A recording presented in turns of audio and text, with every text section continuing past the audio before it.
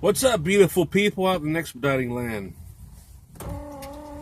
We're sitting in Owensboro, Kentucky. We got all three back-to-back loads. Got the plant motor parts shipped to them, and they are up and running.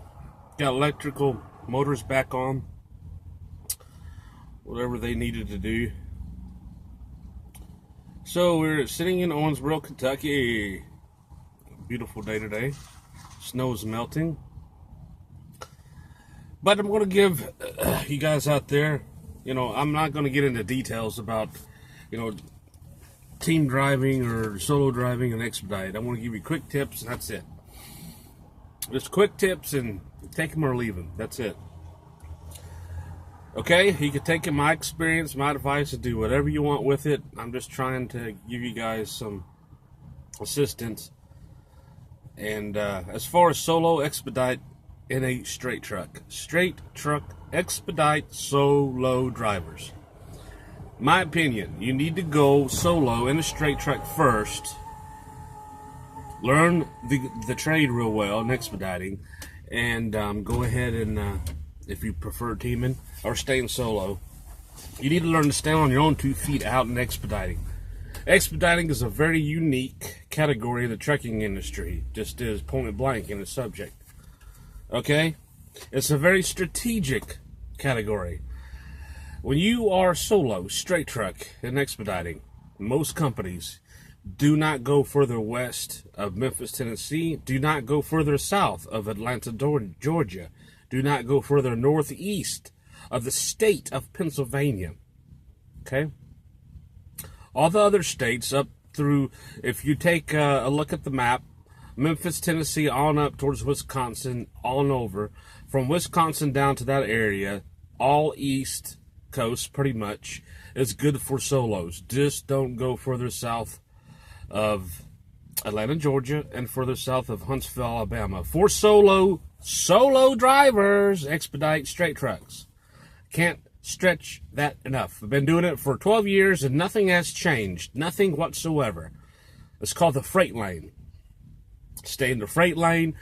You keep you moving. Your deadhead to a minimal. If you moves to a minimal, you'll have some. That is a fact. If you don't want to listen to me, take a load out solo to California. Take a load solo going to Laredo, Texas. You'll find out very quickly what I mean by staying in the freight lane. No further west of Memphis, Tennessee. No further south of Huntsville, Alabama, or Atlanta, Georgia. No further northeast of the state of Pennsylvania. Okay? Solo expediting. Now, also, solo expediting. When you accept the load, for example, you have 400 loaded miles, 200 deadhead miles. That's a total of 600 miles, correct? Okay. You want to make sure you have 600 miles you can drive within you have enough hour driving time. A lot of people come in expediting and forget to do that. They say, oh, we got a 600-mile load offer. Oh, yeah. Forget that you're 300 miles away. That's actually 600 plus 300, 900 miles total. So always remember when you get a load offer, look at the deadhead miles and the loaded and add them together as a solo. That is going to help you out tremendously. Okay? And those pointers I gave you in previous videos about owners, all the red flags about the dipshit owners out there, take my advice on that, man. Those things are so beneficial to you, and if you don't listen, end up signing on with an owner that just could care less about you, paying you or whatever, you're going to be in some trouble, and that includes teams too.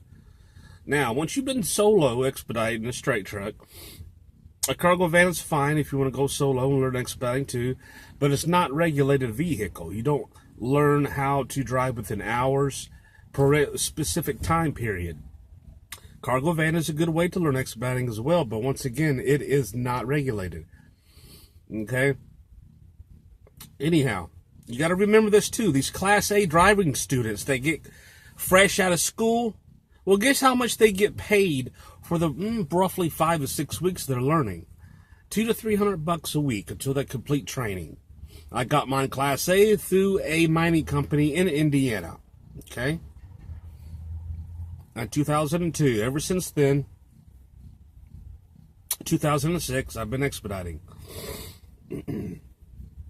So, once again, solo expediting straight trucks. No parameters. Just stay in that area. It is called the freight lane. Okay? That is called the freight lane. Now, team expedite drivers. Teaming's getting more and more difficult to do to find a compatible team driver. That's just the way it is. Now, when you're teaming, you have plenty of options. More options, obviously, than a solo. Team driving and expediting. Once again, this is a strategic category in the trucking industry. What I mean by that is position strategy. You recall the areas I mentioned as a solo expedite driver to stay in that area within the freight lane? Well, it's called position strategy. You have to use position strategy, which means when you get unloaded, where to go to. The nearest city to get your next load offer. Keep you moving. Average deadhead 150, 200 miles. For 400, 500 mile run load offers for solos. You can do decent as a solo, but you won't make as much as a team, obviously. Team drivers in a straight truck can and will make equivalent pay to a Class A driver, local driver. That I mean by that is you go to work 9 to 5 shift Monday through Friday, whatever your steady schedule is. I did it, okay? I ran a Class A food distributor truck and a coal mining truck. Straight up, man, okay? I, as a person, prefer this business. It's just who I am. It's just what I prefer. You know, it's not the same grind. Everything is the same every day, every week. Keep going. That's all. No big deal. A lot of people prefer that. Okay? But I like the freedom out here, running around in different states. There's just so many different types of freight that you can haul. All the freight that we do haul is sensitive time. The very time sensitive freight, emergency freight, short orders on semis, extra orders from semi orders, defective parts in all plants that you can think of, machinery parts, machine line, production equipment parts. The list goes on and on. Extra orders, you know, just like the loads I did just now. We had to transfer and pick up a defective shaft, 2 shafts, to West Virginia to get the electric company. There's a machine that produces all the current in one of the lower levels of the combine there. And I'm not an electrician. I don't claim to be a electrical engineer or whatever, but I know the basics about electricity and all. It was just not producing enough electricity, and it was just, and it uses coal to do that. It burns coal.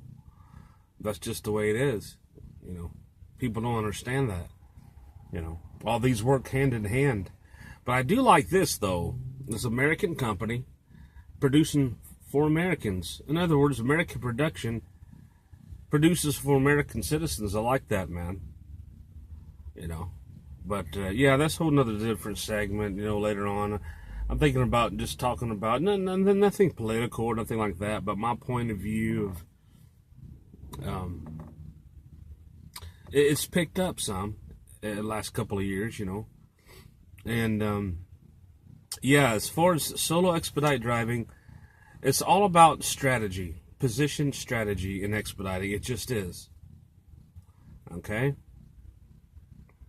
Now, when you come out here and you think you're going to make immediately all this money, it's not going to work that way. It just isn't. You got to learn this business. All right? That's just the way it is. You have to learn this business. You have to learn where to position your truck when you're solo. You have to position your truck when you're team. Your team drivers and Team drivers a little bit more, you know, you're going to have to agree on a lot of things. Team drivers have to agree on most things. They're not going to agree on everything, but team drivers, in order to function as one team, one unit, both drivers have to come together and agree. Okay?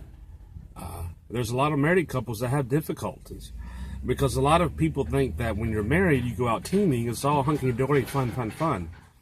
Little do you know, they spent swapping out just like anybody else. You know, 12 hours in the driving seat, 12 hours in the sleeper berth, 12 hours in the driving seat, rotating like that, or whatever hours that you guys work with. You do the rotation, 8 hour, 5 hour, I could care less, but I'm just stating that it's nothing like people think as far as a married couple go too. And if you stay in that freight lane as a solo expedite driver, you do pretty decent. Okay? I'm going to give some quick tips from now on instead of getting into details. So there's plenty of information about how much you can make, what you can make solo, teaming, different companies have different pay rates. So I'm just going to give quick tips on how to stay running and rolling without sitting a lot.